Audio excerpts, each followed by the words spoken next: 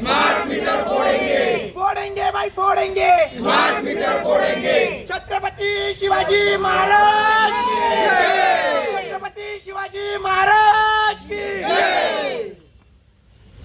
Sir गेले काही 8 दिवसापूर्वी आम्ही या लोकांना MSCB मध्ये निवेदन दिलं होतं की सर आम्हाला हा प्रॉब्लेम हेच काय तर आम्ही कलेक्टर ऑफिसला सुद्धा आम्ही जाऊन आलो तेव्हा कलेक्टर साहेब बोलले की ते प्रॉब्लेम सॉल्व्ह करून देतील. इथे आल्यानंतर हे लोक म्हणतात की आम्ही प्रॉब्लेम सॉल्व्ह करू शकत नाही. आज आम्ही 8 दिवसाचं निवेदन दिलेलं आम्ही त्याचं उत्तर मागतोय ते हे लोक त्याचं पण उत्तर देत नाही आहे. त्याच्यानंतर आम्ही आज हे पण निवेदन एवढ्या लोकांनी निवेदन केलेले आहे. आम्ही यांना हात जोडून पण हे म्हणतात की आमची काही चुकी नाही याच्यात, आम्ही काही करू शकत नाही. तर करायचं काय. आणि श्री जळगावचे आमदार राजूमामा भोडे यांना तर एवढी विनंती आहे की मामा तुम्ही तर 5 वर्षानंतर गरिबांकडे बघतात जेव्हा वेळ येते प्रचाराची. आता हे लोक काही सगळे गव्हर्नमेंट नोकरीला आहेत का? प्लीज आम्हाला न्याय द्या इथं येऊन. आज आम्ही आमचे कामधंदे सोडून आम्ही गरीब लोक इथं जर उपस्थित राहते तर आमचं काय मजबुरी ती समजून घ्या. आम्हाला निकाल द्या लावून. आणि जोपर्यंत हा निकाल आमचा लागत नाही तोपर्यंत अशीच आम्ही आंदोलन करत राहू. आणि जोपर्यंत आमचा निकाल लागत नाही तोपर्यंत आजपासून MSCBला कुलप लावू. आता तुम्ही आंदोलन करत आहात, तुमच्या अर्जाचा विचार नाही झाला, पुढचं पाऊल काय असणार आपलं? पुढचा पाऊल तर हाच असणार आहे सर माझा की जोपर्यंत मला निकाल मिळत नाही तोपर्यंत मी MSCBला कुलप लावेल. आणि माझं मीटरचं बिल असतं आलंय त्याची मी डायरेक्ट लाईट सुरू करेल. आणि ज्याही व्यक्तींना माझ्यावर कारवाई करायची आहे, असं पण मी लाईट बिल दर महिन्याला भरते ना, तर दर महिन्याला मी कोर्टात पैसे सुद्धा भरू शकते. आणि आजपासून MSCBला जोपर्यंत आम्हाला निकाल येत नाही तोपर्यंत मी कुलूप लावेल. ज्याही लोकांना ज्याही पोलिसांना जळगावची कारवाई करायची त्यांनी बिनधास्त करू शकता. जय हिंद, जय महाराष्ट्र.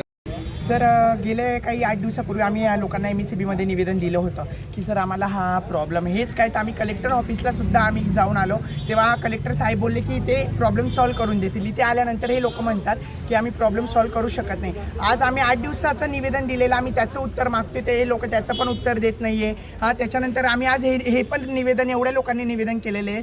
आम्ही यांना हात जोडून पण हे म्हणतात की आमची काही चुकी नाही याच्यात, आम्ही काही करू शकत नाही. तर करायचं काय. आणि श्री जळगावचे आमदार राजूमामा भोडे यांना तर एवढी विनंती आहे की मामा तुम्ही तर 5 वर्षानंतर गरिबांकडे बघतात जेव्हा वेळ येते प्रचाराची. आता हे लोक काही सगळे गव्हर्नमेंट नोकरीला आहेत का? प्लीज आम्हाला न्याय द्या इथं येऊन.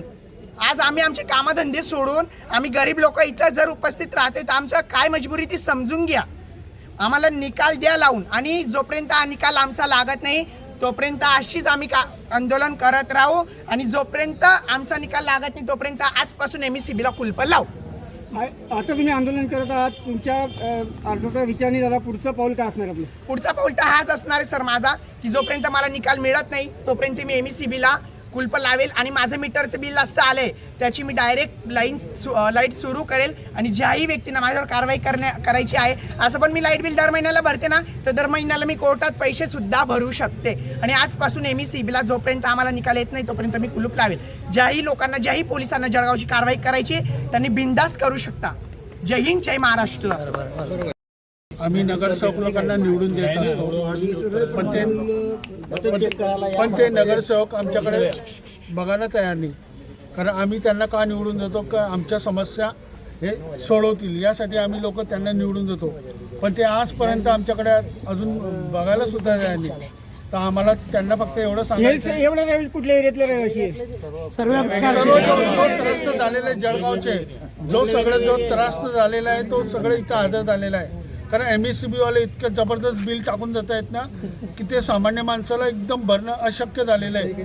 तर नगरसेवक लोकांना एवढी विनंती आहे की एखाद्याने इथं येऊन आमच्या संघाचं नेतृत्व करावं आणि आम्हाला काहीतरी मार्गदर्शन करावं. आम्ही आतापर्यंत इतकं भरून थकून चुकले. आता आम्ही यापुढे कोर्टामध्ये केस दाखल करणार. आपलं नाव सांगा. माझं विनोद सपकाळे. एरिया मी इकडे जिल्हा बँक कॉलनीला राहतो. जय हिंद, जय महाराष्ट्र. ठीक आहे. या ठिकाणी आपण आंदोलन करीत आहात. आपण वीज जे मंडळाचे अधिकारी त्यांना जाब पण विचारला, नेमका काय विषय होता? हम लोग 1 हफ्ते से यहाँ पर दौड़ लगा रहे हैं. देखिए बड़ी गर्मी में हम लोग सब यहाँ पर अपने काम धंधे छोड़ करके खड़े हैं. हमारी एक ही है कि पहली बात तो हमारे मीटर में क्या पहले पुराने मीटर में क्या खराबी थी तो आप वो बता दीजिए, तो उसके कारण कम से कम हमको पता चले. और अगर जो आपने स्मार्ट मीटर लगाए हैं तो एक की परेशानी हो, 2 की परेशानी है, ये समझ सकते हैं. लेकिन हर नागरिक जिसके यहाँ भी स्मार्ट मीटर लगाए सभी की यही परेशानी है कि जितनी उनकी आमदनी नहीं है उससे तिगुना चौगुना उनके घर में बिल आ रहा है, जबकि उतनी पूर्ति भी नहीं हो रही है। तो हम लोगों का आवेदन हम लोगों ने यही दिया है कि भाई पहले हमारे जो मीटर थे वही लगा दिए जाए, स्मार्ट मीटर को हटा दिया जाए, क्योंकि स्मार्ट मीटर में बहुत अलग तरीके से, और मेन बात है कि इनका और हमारा कनेक्शन ही मिट गया है। पहले हमारे घर पे बिल आता था, आजकल बिल भी नहीं आता है, सारी ऑनलाइन की बातें हो गई है। तो ऑनलाइन में हम आप किसको पूछ सकते हैं कि हमारी कितनी रीडिंग है या क्यों इतनी ज़्यादा रीडिंग आ रही है, क्योंकि हमारा और इनका जब कनेक्शन ही कट गया तो हम किसके पास जाएंगे। और इतनी ज़्यादा पब्लिक, हर कोई तो इतना अलग अलग, हर की एक ही डिमांड है कि पुराने मीटर लगा दिए जाए, ये स्मार्ट मीटर को फेंक दिया जाए। और ये आग महाराष्ट्र में इतनी भड़क चुकी है कि ये जलगांव से होकर के ये पाचोरा भड़गांव सभी पर यही बात हो रही है कि जिनकी यहाँ भी स्मार्ट मीटर लगे हैं उनको हर किसी को तकलीफ हो रही है। आणि नसताना लावून गेलेत ना, ते घरी नसताना लावून गेले। मैं तो आज एक ही बात कर रही हूँ कि या तो सबके जिनके आंकड़े लगाए हुए हैं उनके आंकड़े हटा दिए जाए, ताकि हम लोगों को सभी को एक समान बिजली मिले, क्योंकि जहाँ आंकड़े लगाए जाते हैं उनकी आपूर्ति भी हम जैसे मिडिल क्लास फैमिली को करनी पड़ रही है। और या आज मैं सबके सामने बोलती हूँ कि मेरे मीटर को मैं डायरेक्ट करूँगी, जब तक किसी के आंकड़े नहीं हटाए गए जलगांव में, जब तक मेरा मीटर डायरेक्ट रहेगा, आप मेरे ऊपर कोई भी कार्रवाई कर सकते हैं। हम सब करेंगे। मेरा नाम दीपा तापड़िया।